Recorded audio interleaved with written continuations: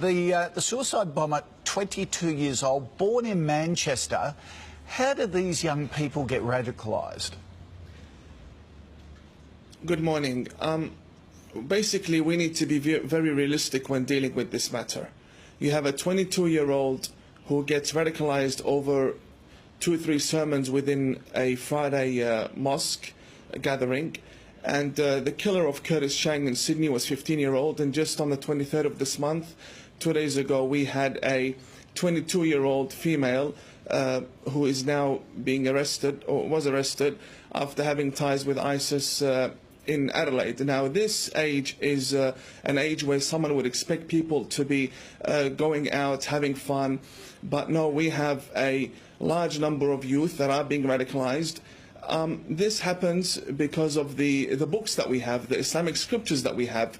They push the Muslim youth to believe that if you go out there and you kill the infidel, that's how you will gain paradise. But they're listening to preachers, if you like, sermons, 2 or 3 sermons by clerics like yourself, radical clerics. What do you more moderate clerics do to out your compatriots who are turning these young Muslims? Well, it is very hard being a peaceful, moderate person within a society that is infested by extremist Muslims. I will not deny this fact. We have a large number of Muslims that are extremists, even in Australia, and we see them when they come out in the Sydney riots, and we see them attacking the police. So we're being infested by radical clerics here in Australia? Yes, clerics and followers as well. And I've said this to many government authorities, and I'd like to show you something. I bought this 2 days ago from a shop within Melbourne. This is Al-Qaeda's flag. These are stickers that are being sold for a few dollars. They have them on their windscreens. They have them everywhere. Now, I know that these things can be obtained from anywhere, even online or even on the internet.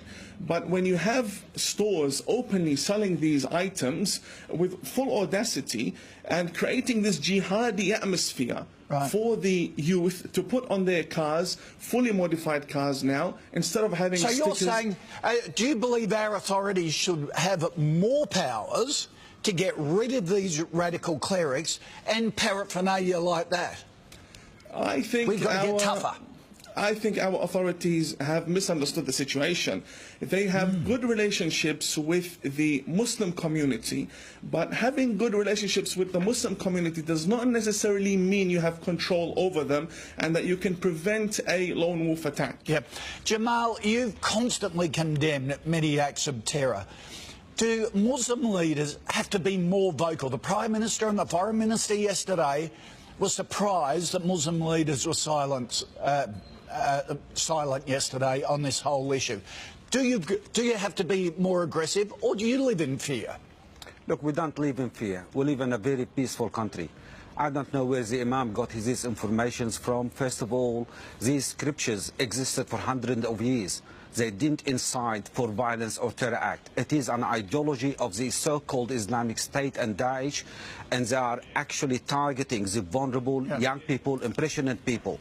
But we are Australian. Our Prime Minister has expressed the feeling of the nation, and that includes Australian Muslims. Our Grand Mufti only yesterday, our Grand Mufti have condemned this act. We have shouted from the rooftops our condemnation of these acts. Now, Imam, what more can we do? Only last Jamal, week... Imam, you're shaking your head. Is there a disconnect between Muslim leaders? I disagree. I disagree. We have a situation where there is a month doesn't go by without a terrorist attack happening somewhere around the world.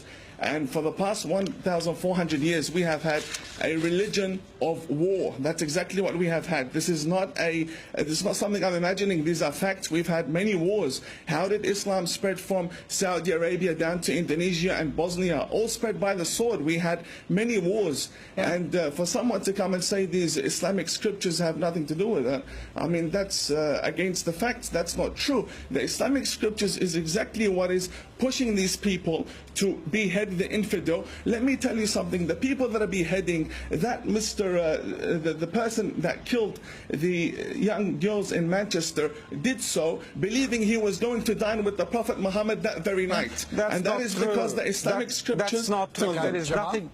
There is nothing in Islam that will justify... Do not lie to the Australian nation.